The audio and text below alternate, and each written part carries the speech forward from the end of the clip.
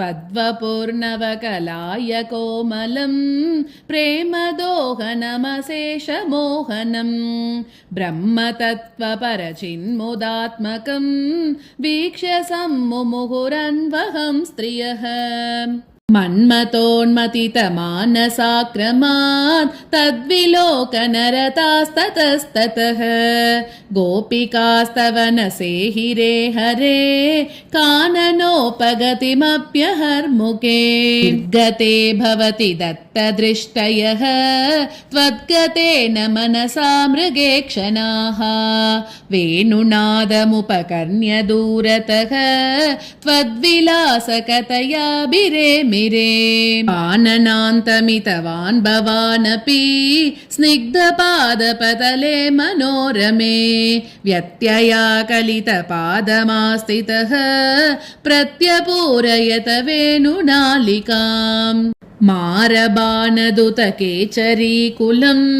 निर्विकार पशुपक्षिमण्डलं द्रावणं च दृशदामपि प्रभो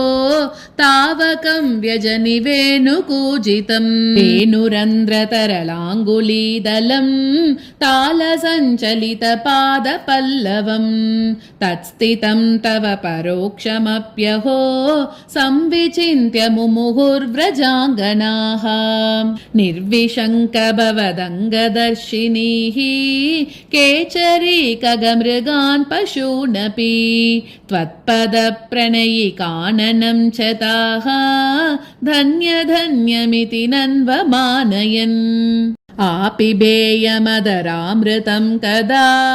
वेणुभुक्तरसशेषमेकदा दूरतो बत कृतं दुराशयेति आकुला मुहुरिमा समामुहन् प्रत्यहं च पुनरित्तमङ्गनाः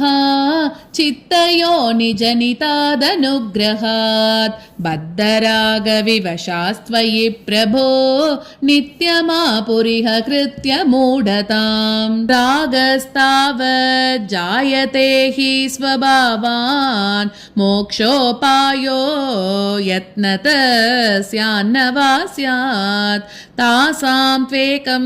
तद्वयं लब्धमासीद् भाग्यं भाग्यं